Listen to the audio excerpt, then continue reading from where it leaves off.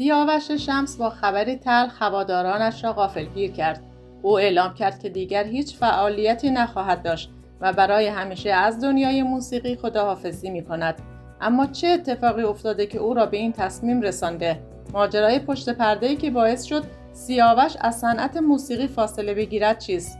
در ادامه این ویدیو با ما همراه باشید. سیاوش شمس با نام هنری سیاوش صحنه در 6 بهمن 1342 در اهواز به دنیا آمد.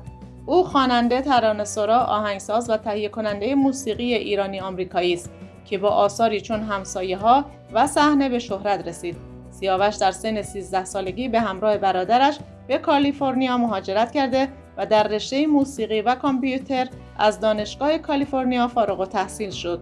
سیاوش شمس در خانواده ایرانی متولد شد که در ابتدا در تهران زندگی می‌کردند.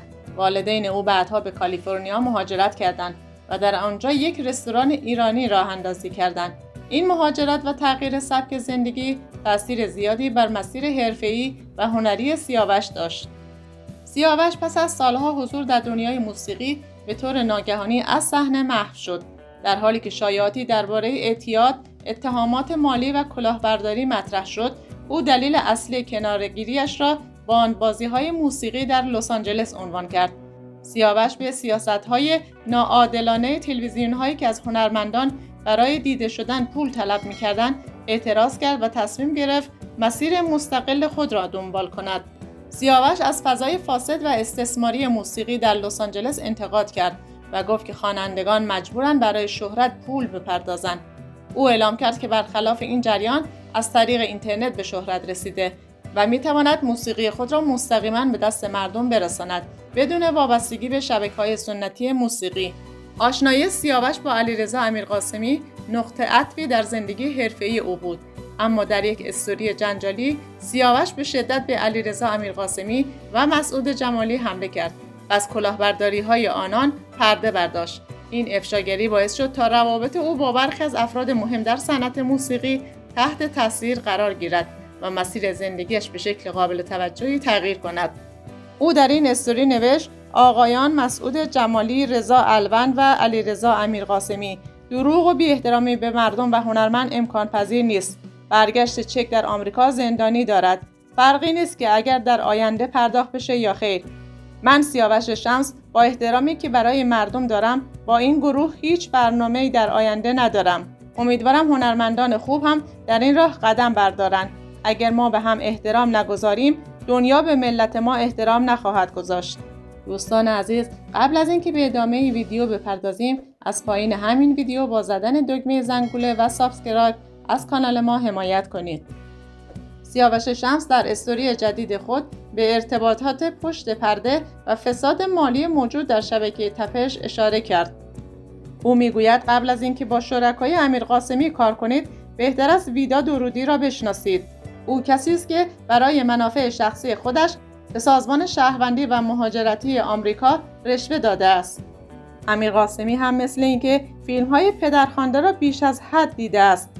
او هنوز به مبلغ $18,000 به من بدهکار است و این موضوع را از طریق مسیر قانونی پیگیری خواهم کرد. قصد دارم تا با استفاده از تمامی راهکارهای قانونی حق خود را از ایشان مطالبه کنم و فرایند رسیدگی به این مسئله را به طور جدی ادامه دهم. اما حالا تلخ‌ترین اتفاق زندگی سیاوش مرگ مادرش بود، فقدانی که درد و غم بی‌پایانی را برای او به ارمغان آورد. او در استوری نوشته بود مادرش به بیمارستان منتقل شده و حالش وخیم است و هوادارانش برای او دعا می‌کردند. وی نوشت: من مادرم را از دست دادم. درد بزرگی است، اما چیزی نمی‌تواند جای خالیش را پر کند. او همیشه کنارم بود، حتی وقتی دور از هم بودیم. از همه کسانی که در این روزهای سخت کنار من بودند ممنونم. مرگ مادر سیاوش نه تنها ضربه عاطفی سنگین بود، بلکه دلیل اصلی افسردگی او شد و باعث شد از کار در موسیقی سرد و بی‌علاقه شود. او همچنین در استوری دیگه نوشته بود: بچه‌های عزیز، عشق هستید. امیدوارم بتونید سلامتی و آزادیتون را هر کجا هستید داشته باشید.